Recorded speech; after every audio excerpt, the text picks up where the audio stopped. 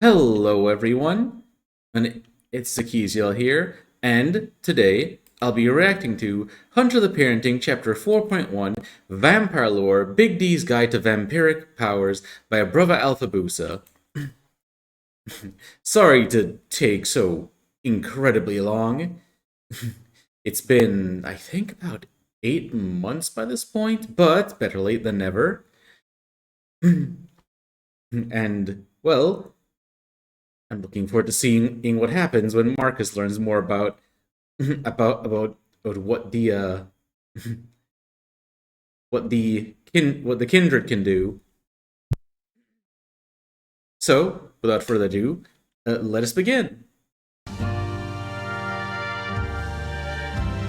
Oh, some of these are quite funny.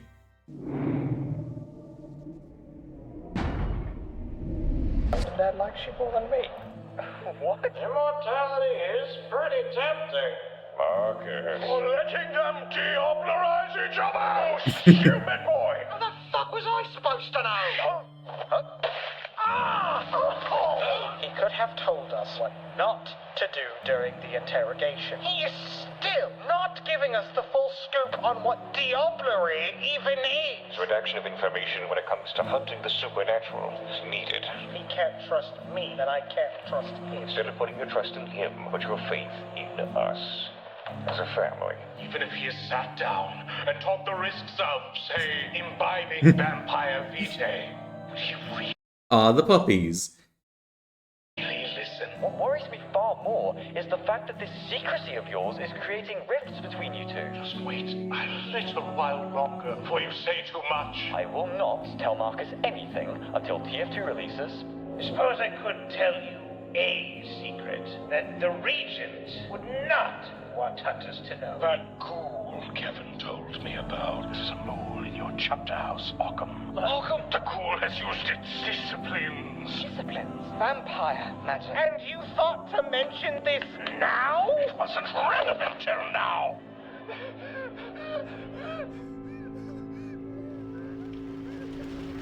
I wonder where in the time. Well, actually, this obviously fits in before the chapter house, or at least I'd assume so.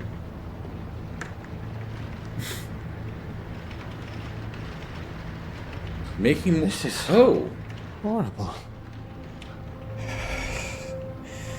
Sir? Okay, I was not expecting it to happen in the chapter house after after the old man and was eviscerated. We have underestimated our quarry. Underestimated does not begin to describe it. This failure beats out that diablerie incident by the margin of a lifetime. Marcus. This is the biggest blunder of your career. That I know of, at least. Be silent. I am trying to solve a murder. Not so loud. I declare Hunter Huddle. How dare you? Hunter Huddle. Sir, you know the rules. Fine. Hunter Huddle initiated. So they cannot decline a hunter huddle. Just like how some demons can't decline a challenge.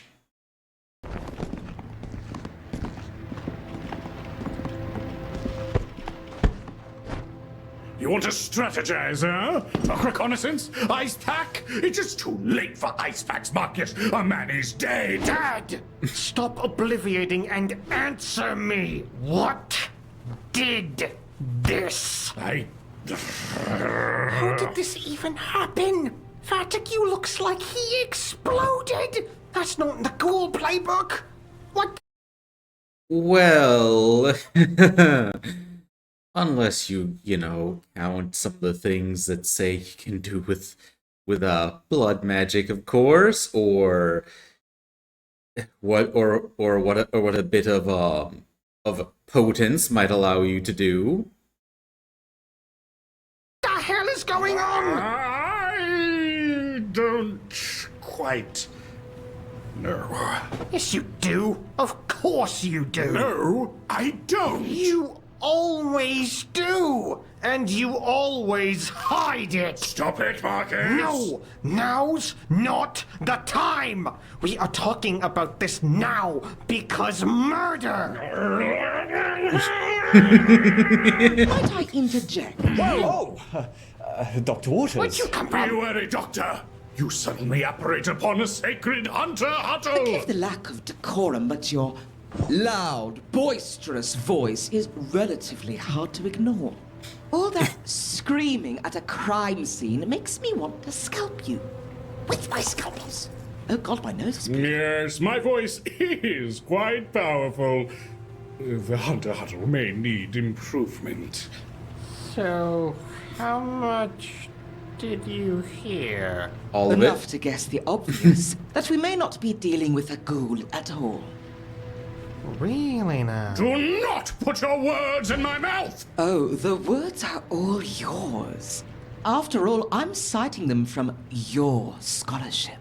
Preposterous! Wait, didn't Blacklaw, Remel Blacklaw have all those burned? You read my work? With all its side tangents about dog cancer and orangutans. Dog cancer and orangutans? What a twist! Surprised you had time to read between your benders. You live in a glass house, D. Well, yes, considering the sheer amount of things that Big D has put in his system. Shouldn't you be thanking me for keeping your work alive? Damn it, you're basically Occam's second. If you're both willing to use our work, how the hell did Remold manage to censor it? Nepotism, seniority, the fact that he's from London and we're a backwater. But there's a time and place for that conversation. Ankle deep in my colleague's guts, isn't it? On that subject, I'm sorry we couldn't save Fatigue. As am I. This is an unfathomable loss. Lord Fatigue was among the greatest hunters I've ever met. But know that I will respect his legacy by doing my job. And I wish for you to say your piece now, or tend to his great vessel, and leave us to our work. My piece. It's simple. Our isn't a culprit ghoul. I mean, our Wait, cocaine embolism recovery? culprit isn't a ghoul. Probably. This is textbook blank body work. A vampire? Is that possible? It may Or- be. Bloody hell. Simon's current state speaks to it, and, of course, the savage state of Fatigue. A matter like this would have demanded particular mastery of physical disciplines. So tell us about them.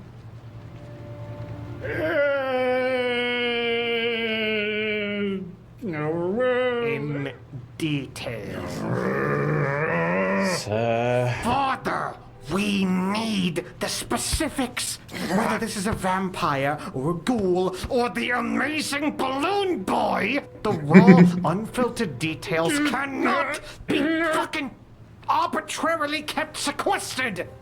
Or an insane neo-pagan berserker? Whatever reason you have had to keep things obscured, perhaps are now overshadowed by the death of our old friend? You know, in the brief time that Fatigue who made appearances, he came across us as a very pleasant person.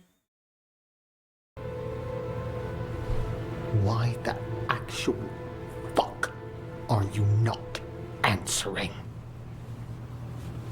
Oh, goodness gracious. What do you mean, goodness gracious? Picked a right time to shut up, didn't you, D? Well, if he won't talk, I certainly will. You! Oh my god, finally someone sensible. Please, Doctor, just get it all out there. My notes on disciplines are for the Chancellor's eyes only! I guess we both break rules. Even though that is very punk rock, I still hate it! Given your paper's best by date, I decided to indulge. Before I burned it all. What? Orders Oh. are orders. Oh, so it was still burned. Unfortunate. Someone had to purge the D-works littering our library. Frankly, useful as they were, I regret we didn't do it sooner. The reason why there's an infiltrator in the first place is likely due to your careless scholarship. Are you casting your blame onto us? Yes. But again, I'm guessing because of the whole thing where, once Kindred find out that you know certain things about them, it's blood hunting time. ankle deep in gore.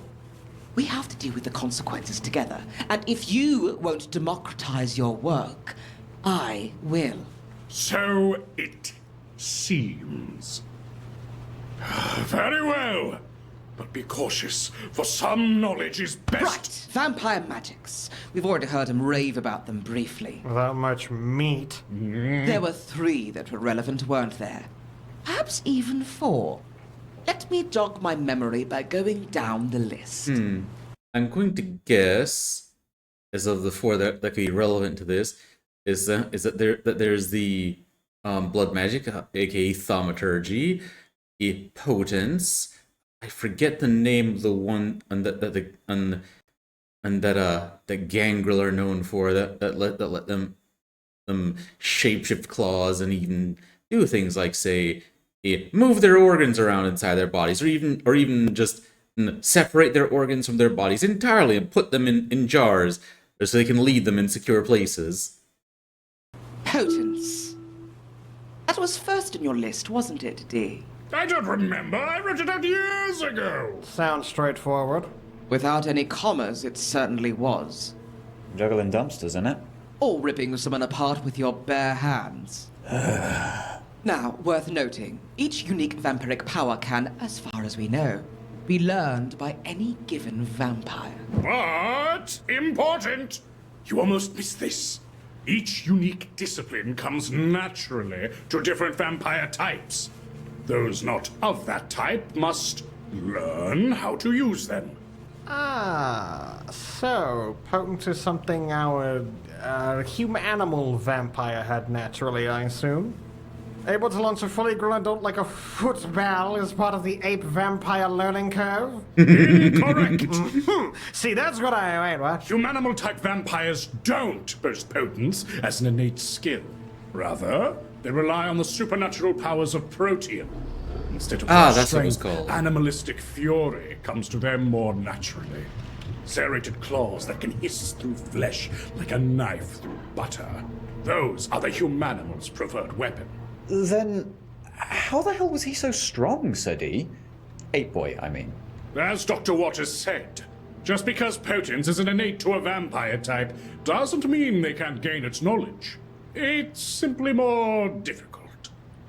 Ape Boy had the means to gain such power. I'm sorry, but I don't know who any of these people are, and if I have to hear more fake carnival names, I might just vomit. Can we refocus? Right, of course. Perhaps you could share your own knowledge on the subject, Doctor. For one, I know even a novice user hits about as hard as a sledgehammer. Vile bodily trauma of varying degrees. It can also potentially leap into the air, yes? Quite high, too. Scaling buildings with a single jump, that sort of thing. I can confirm seeing something similar. It's horrifying. And sadly, a bit ballin'. Marcus! So, sledgehammer strength, double jumping, etc. That's novice level stuff? Yes. But these abilities For some reason, this now makes me imagine in a kindred with potence and masquerading as a basketball player. become more potent the more potent the blood of a vampire. Potence that the vast majority of ghouls simply aren't capable of achieving with regards to potence. What? Stop saying potence.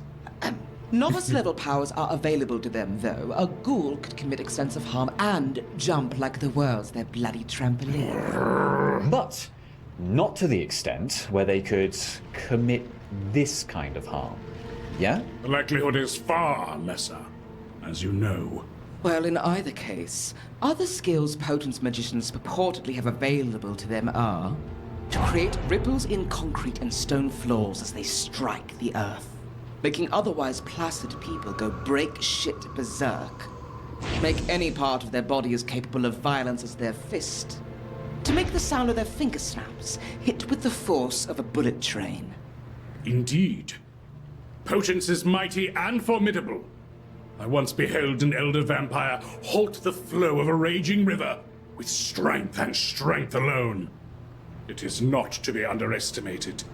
Of course, most blanks are unlikely to have astoundingly creative powers. Those are reserved for the upper crust, by my reckoning. Still, that is an extremely worrying portent. What with Fatigue's state. Great! So I'm satisfied we've covered the hallowed art of dead things hitting other things very hard. Nevertheless, there's more. Dominate. Mesmerism. Mentis imperium. Power over the mind. This particularly interested me as, well, a scholar of the mind's potential. This is among the vilest wherewithals leeches can afford with their vitae. No creature should be able to infringe so forcibly on the will of others. Yeah, who knows? Someone could use it to actually get info out of you. Many have tried. Most have detonated. Your bickering aside, dominate is one of the blank body's parapsychological abilities. What now? Mental influence. Where its sister discipline, presence, is more akin to an unnatural charisma, dominate users simply hijack their victim's psyche through sheer willpower. Those targeted are issued simple commands that are performed automatically, as if possessed. Like if you want someone to stop approaching, you say, not a step closer. Quite. However, while some blanks can puppeteer entire crowds, or bury their suggestions so deep it erases a host's personality, that kind of power is more common in the upper echelons of their society. A lower level blank would be more limited to temporary commands targeting single individuals. Ah. So when more than one person is dominated, that's an advanced technique, yeah? That's what I said, no. In general, disciplines begin with a very limited scope. It's only with experience that a blank's abilities become more than low-grade parlor tricks. Like taking the blinders off of a horse, it only unleashes their true potential for harm. Just like a real horse! Sure. One could Well, normally, if I recall correctly, the normal horses are terribly skittish creatures, and you put blinders on them so they don't flee when something that they see would spook them. imagine the ability to engage multiple at once to be the ultimate state of dominate, freed of any limitation in that field. So, hypothetically, if one were to control a group of 5... Then you'd Like be Kevin. facing a creature of immense skill as far as domination is concerned. Ah. Great and mighty indeed. It is a dangerous and insidious sphere of power, emblematic of the beasts as a whole. What they can force you to do at the higher levels of mastery is nightmarish. But being Also very useful when you need to, shall we say, remind people of what they haven't seen. able to circumvent the spell when it's cast is still a point of advantage. Indeed. The strength of one's will is something the vampiric curse tarnishes, rather than empowers. To that end, the canny hunter can potentially thwart their devilish commandments, if properly prepared. The issue comes, of course, with the element of surprise. For instance, If I were a powerful blank and I told you, hey, Marcus, kill yourself. No. Yes, you wouldn't. But if I were a blank body and you weren't expecting... Nah, still wouldn't. No, what I'm telling you is you would. Because you wouldn't have your mental defenses prepared. I don't know. Maybe I'm just built differently. Oh. That's my boy! You are insufferable.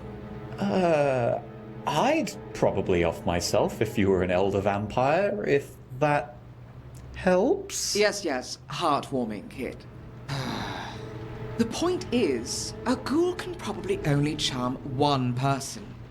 But if it's a full-on blank, any one of us could have sleeper suggestions buried in our psyche and not know it.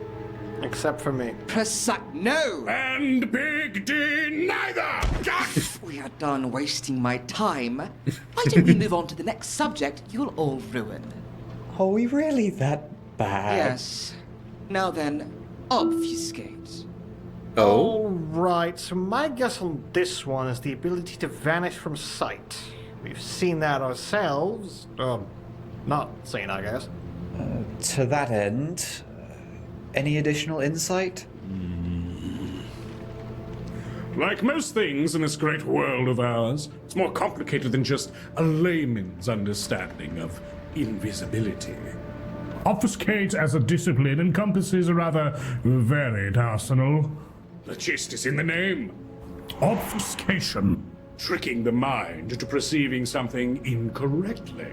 Which, naturally, makes this another parapsychological phenomena. Wait, hold on. If I must. When we had that sludge lad captured, he turned invisible and I couldn't even detect him on security cams. How the hell is that parapsychology? That, my very brash former colleague, is what you might expect of an advanced obfuscate user.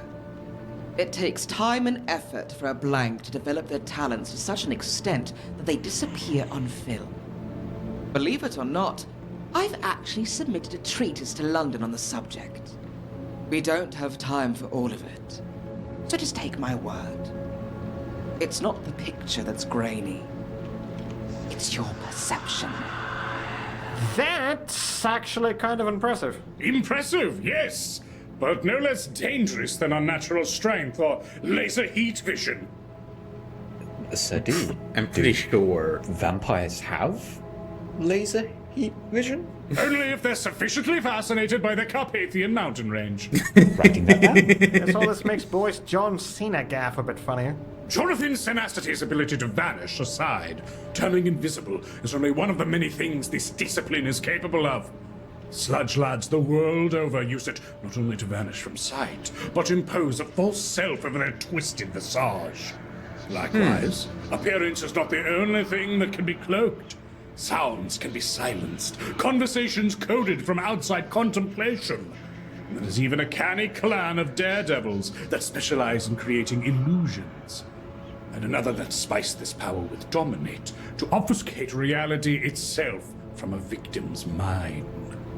Goodness gracious. You know, Dee, when it's my area of expertise and you do most of the talking... This is all my expertise, good doctor. Remember whose work you're quoting. True, but when I choose to forget that, who will become the primary source then? A low and cruel blow.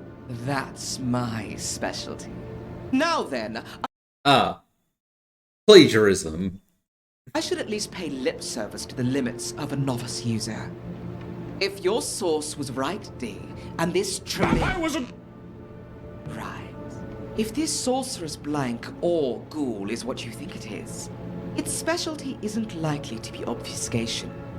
So they'd probably be a novice user in either case, and that means they most likely can only be invisible, while staying completely still. Right. The chasm between beginning and advanced with this stuff is indeed wide as hell. Like I said, parlor tricks. Be that as it may, they're still deadly. Even if they're a novice at every discipline we've gone over, that's still someone who can turn invisible, hit like a sledgehammer, and make you forget you ever saw them. Unfortunately, the worst is yet to come. For if this is indeed a vampire wizard or one of their ghouls, knowledge of this last discipline is all but guaranteed. Ah, yes. One of the most potent and potentially dangerous powers at a blank body's disposal. Blood sorcery. Ah, my Or favorite. thaumaturgy, as you seem to enjoy calling it. It is not magic! It is a sham, a pile of slime wearing the noble coat of sorcery! It is two rapscallions on each other's shoulders trying to get into a theater where they're screaming, whistling in the dark. A movie I don't even particularly like! What? Thaumaturgy is the end result of a group of half-cocked brigands realizing they were past their prime and willing to steal anything for a second chance at life. Yea, it is powerful, my son. Deadly, sadistic. More specifically, if I remember correctly, a group from what would become the Hermetic Order, or was it? Regardless, it was either a group from. It was a group. Foggy memories aside, it was a group of wizards who from what I've heard, their youth potions weren't exactly having the effect they used to anymore, and they were quite concerned that they would lose their lives and the accumulated magical knowledge they had, due to the ever marching passage of time. At times even marvelous. Yet it is like the vampire itself, a shallow imitation of grander things, a treasure fit for thieves and worms. I get what you're putting down. So, blood sorcery is just... what? Special vampire sorcery? Kind of like how Arkham uses special Celtic sorcery? A bit of A, a bit of B. The scholastic consensus is that blood sorcery has its origins in sorcerer's techniques, most of them ancient and lost to our records. Of course, that's just its most orthodox path. Since its beginnings, many former sorcerers and magi have since added their knowledge to blank body methods. But what are these blank body methods? I assume the use of vitae? Yes, actually, vitae. Vampiric essence. Arcanum scholars better versed in the topic believe that it can help stretch the traditionally strict and linear rules of sorcery. Hey, wait. I've heard the term vitae used like... you know, it's important and means something. Care to elaborate? Is it the source of a vamp's power? Indeed. Right. And, hey, how did you know that, love? Oh, well... He overheard me mention it to a peer. I told him the slightest gist, and I suppose he extrapolated the rest, as you've done just now. Right. Good save, Sir D. That's how I know. Just my luck. Always missing the info dumps. Well, at least you've got this one. Yeah. So, in what ways is thaumaturgy so versatile? What can it do? Many what things. What can't it do? Well, nothing without at least a slightly sanguine twist. Thaumaturges are most famous for their ability to manipulate blood. But this is only one of many paths. They might extract it from a range, gain unnatural insights from its sampling, utilize it as a weapon, or, in one of their most feared techniques, completely exsanguinate a victim in a violent, steaming, white-hot cauldron of blood. That doesn't sound like a pleasant way to go. Believe me, it isn't. But it's not the only thing blood sorcery can manipulate. Some walk the path of the Leavenbolt and might weave one's bioelectricity into vicious lightning. Others walk a greener path, growing vitae-tainted flora in obsequious obedience to their whim. There are also various dark rites and rituals a thaumaturge might gain access to. Enchanted mirrors, hexes, curses, and more. The list is too numerous to count. And that's not even mentioning the sorcerous paths that were walked by the dead long before the vampire wizards. ancient elemental techniques of the Caucasus, serpentine poisons of the snake cults, a variety of curses known only to a merciless order of judges, the blighted demonology of an infernal bloodline known as... Fucking, this is all one discipline? Be swayed not by its power, Marcus! This variance exists only in emulation of greater powers, forever beyond their grasp. A fact that vexes those warlocks, so haggard, aged, and proud, ever on through their days of restless slumber. I mean... Yes, because when you become one of the kindred, you lose your avatar, and thus can no longer perform traditional magic. Okay, if you say so, I guess. But I'm feeling it in my bones. We might be getting somewhere with this. More details, Father, more. Come on, don't stop now. Of course, Marcus is so enraptured by magic. No! No? No more! This is useless to dwell on. Thaumaturgy is too vast to be useful. Query me no longer. Oh, bloody hell! You're getting closed-lipped about this stuff again? I've already told you far more than I intended to. Oh.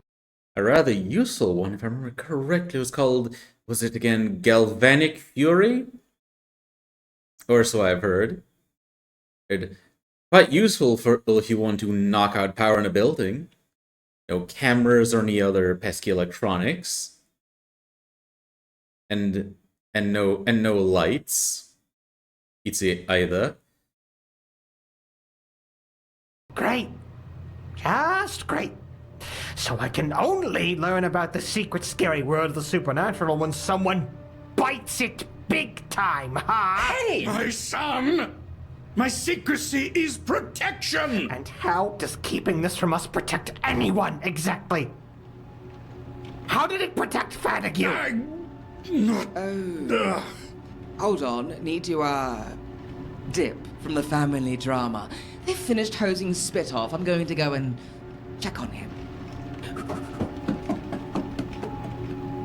Father, if it's as you say, and just knowing this information is tantamount to breaking some sort of human-vampire kayfabe, but you know all of this and won't tell us, how is that optimal?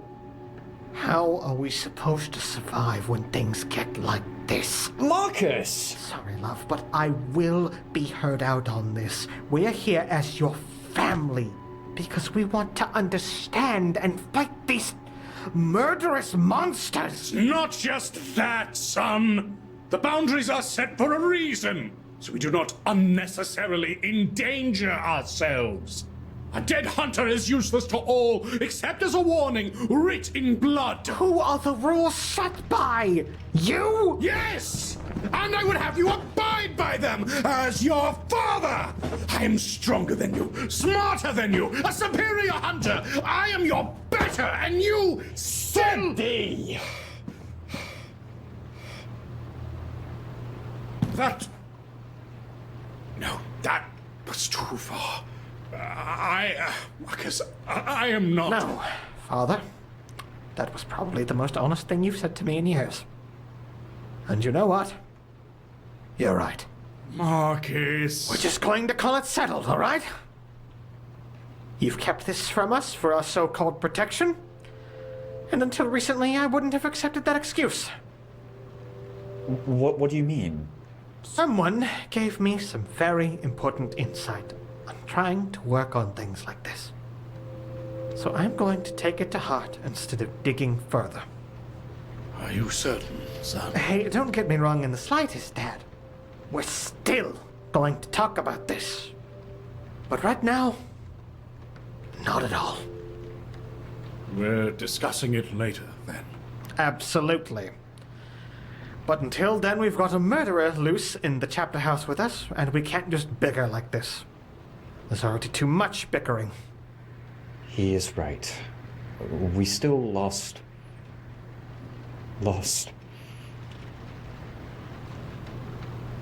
I'm Gonna go refocus, Dad.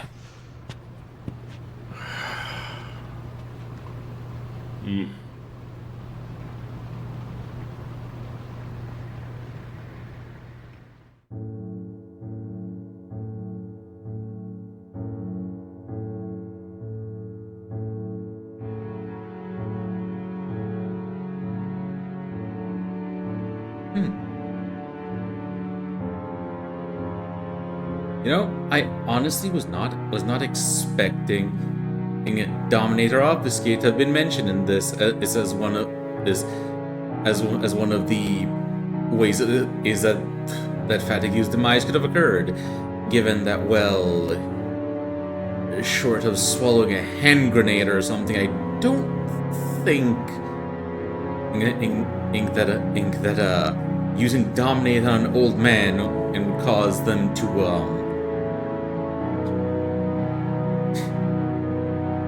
become mincemeat like that.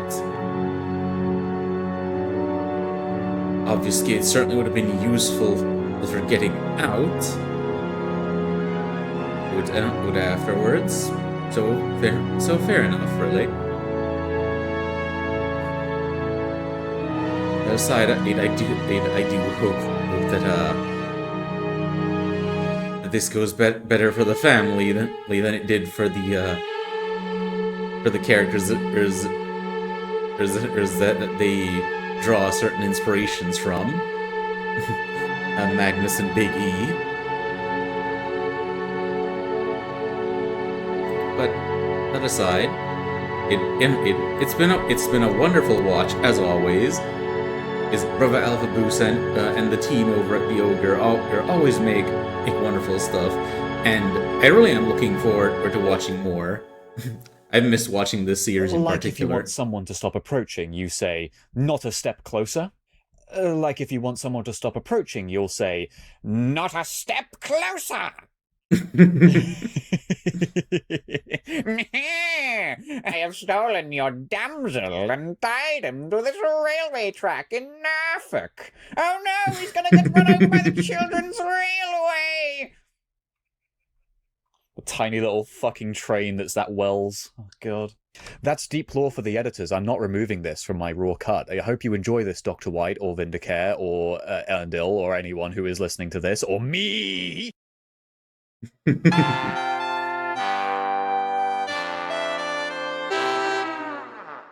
I do always love these bits. It's at the end. Are we going to get more Carl's? Oh, fuck yeah! Hell yeah! the Camarilla strut. There is Charlie Pizza. Oh. Charles Pizza. Charlie Pizza. Charles Pizza. Spill this ragu. There.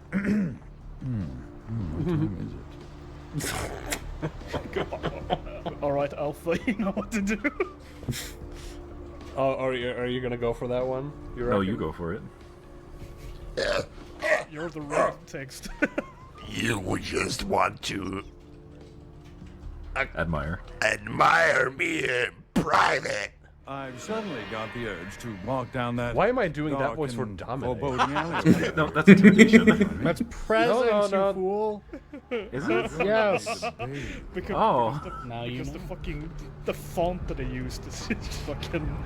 It's fucking like evil Yeah. text. They're using DOM. There you go. Evil coded. It looks like a fucking new metal band. Demon Good luck text. finding a bidet around here. A bidet. Bidet? About. Yeah, go to the Good fucking God. bum.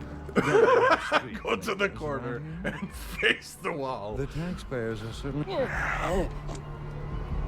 closer to Good gang. luck finding a The bidet gang. around here. The gang. The coterie. The coterie. The coterie. the wall inspectors. Alright, that's good. Okay, so this time it's some group insanity. Anyway, I hope you all had fun watching with me. Yeah. And if you did, I'd appreciate if you like, comment, and subscribe. And definitely check out Brother Alpha Boost's channel. A link to the original video will be in the description below. And until next time, him, "Tata, I hope you all have a wonderful night, and remember to be kind to each other."